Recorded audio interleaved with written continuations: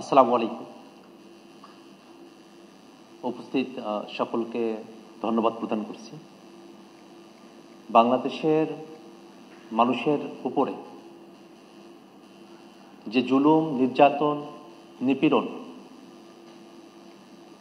যে অত্যাচার, গুম, খুন, ক্রসফায়ারের মতো ঘটনার মধ্য দিয়ে আমাদেরকে বিগত সময়ে আমাদের রাজনৈতিক অ্যাক্টিভিটি পরিচালনা করতে হয়েছে, সাধারণ মানুষের জীবন যাপন করতে হয়েছে, তার একটা বড় ধরনের খুবই ভয়াবহতম রূপ আমরা দেখেছি 24-এর অভ্যুত্থানের সময়কালে।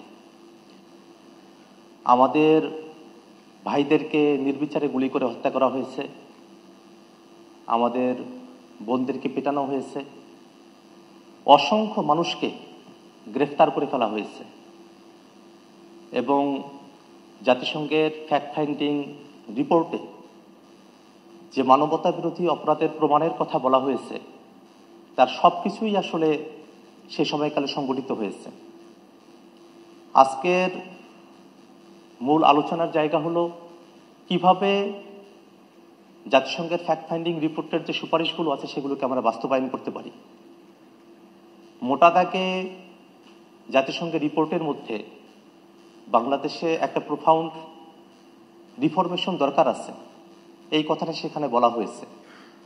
বাংলাদেশের রাষ্ট্র কাঠামো এবং বাংলাদেশের সংবিধান, সেখানে যে সাংবিধানিকভাবে একটা বৈষম্যের জায়গা তৈরি করে ফেলা হয়েছিল সেই জায়গা থেকে বেরিয়ে আসার কথা বলা হয়েছে। আমরাও এই কথাটাকে চূড়ান্তভাবে ধারণ করি এবং মনে করি বাংলাদেশ রাষ্ট্রটি অতীতে যে কাঠামোর মধ্য দিয়ে পরিচালিত হয়েছে সেই কাঠামো থেকে বেরিয়ে এসে নতুন বন্দোবস্তের আলোকে নতুন কাঠামোতে আমাদের দেশটি পরিচালনা হওয়া প্রয়োজন। এবং এই কারণেই আমরা আমাদের দলের তরফ থেকে ঐকমত্য কমিশনে সংস্কারের যে প্রস্তাবগুলো আছে সেগুলোর প্রতি আমরা আমাদের সমর্থন ব্যক্ত করেছি। অনেকগুলো জায়গাতেই মৌলিক সংস্কারকে যেন আরও বাস্তবায়নযোগ্য করা যায় সে ব্যাপারে আমরা আমাদের বক্তব্য রেখেছি। এবং আমরা দেখি জাতিসংঘের এই ফ্যাক্ট ফাইন্ডিং রিপোর্টের মধ্যে আমাদের বিচার বিভাগ সেটাকে স্বাধীন করার কথা বলা হয়েছে, যেটা অতীতে আমরা দেখেছি দলীয়ভাবে সেখানে নিয়োগ থেকে শুরু করে নিয়ে যে সরকার ক্ষমতায় ছিল তাদের অনুগত থেকে রায় প্রকাশ করার মতো ঘটনাগুলো সেখানে ঘটেছে। আমরা বাংলাদেশের বিচার বিভাগ স্বাধীন করার ব্যাপারে জাতিসংঘের ফ্যাক্ট ফাইন্ডিং রিপোর্টের যে সুপারিশ সেই সুপারিশকে আমরা সমর্থন করি।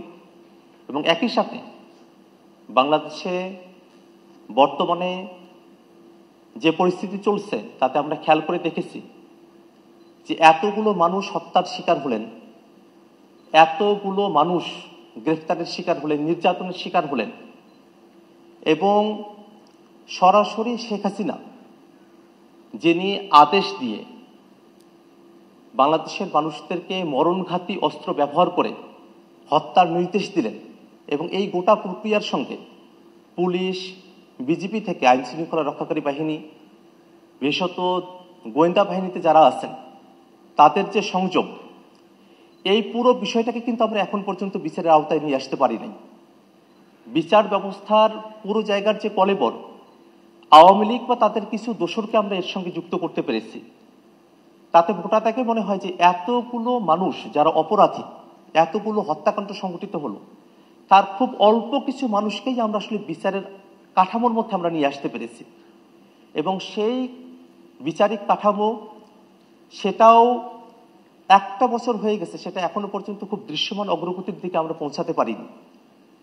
এই কারণে আমরা সরকারের কাছে উদাত্ত আহ্বান জানাই, যদি বিচার বিভাগের কলেবরকে আরো বৃদ্ধি করতে হয়, বিচারকে আরো সহজতর করার জন্য, এবং এই বিচার প্রক্রিয়ায় এখনো পর্যন্ত আওয়ামী লীগের যারা এই হত্যাকাণ্ডের সঙ্গে, মানবতা বিরোধী অপরাধের সঙ্গে যুক্ত ছিল, তাদের অনেকে হয়তো দেশে বিভিন্ন জায়গায় তারা লুকিয়ে রয়েছেন, তাদেরকে গ্রেফতার করা এবং যারা বিদেশে আছেন তাদেরকে দেশে নিয়ে এসে বিচারের মুখোমুখি করার একটা পদ্ধতি সরকারকে অবশ্যই অনুসন্ধান করতে হবে। এবং অন্তর্বর্তীকালীন সরকারের অন্যতম বড় দায়িত্বের জায়গা আমাদের যেসব ভাইরা শহীদ হয়েছেন তাদের পরিবার যারা অনেকভাবেই এখন নিগৃহীত অবস্থায় রয়েছেন তাদের জন্য পুনর্বাসন প্রকল্পের ব্যবস্থা করা এবং আমাদের যারা আহত ভাইরা আছেন অনেকে এখনো পর্যন্ত সুষ্ঠু চিকিৎসা ব্যবস্থার মধ্য দিয়ে তারা যেতে পারেন নাই, তাদেরকে যেন পরিপূর্ণভাবে সঠিক চিকিৎসা সরকারের তরফ থেকে প্রদান করা হয়। এবং সব থেকে বড় যে বিষয়টা জাতিসংঘের ফ্যাক্ট ফাইন্ডিং রিপোর্টের মধ্যে বলা হয়েছে যে বাংলাদেশের আসলে প্রোফাউন্ড রিফর্ম প্রয়োজন।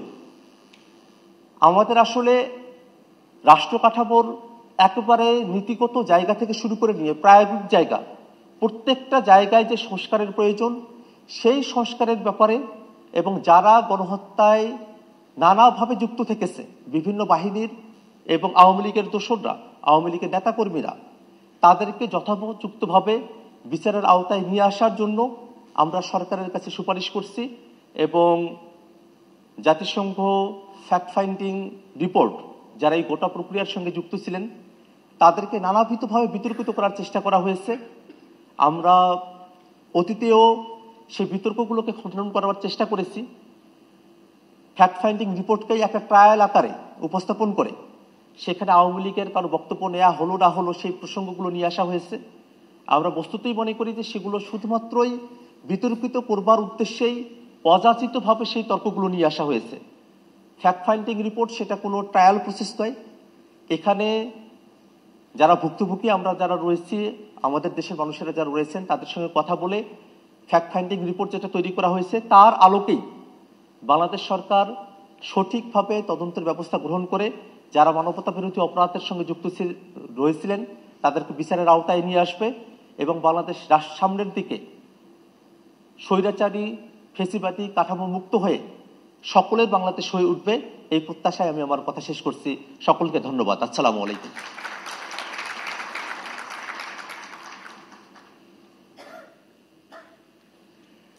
Thank you, Akhtar. It's very encouraging to hear from the youngest party of the nation.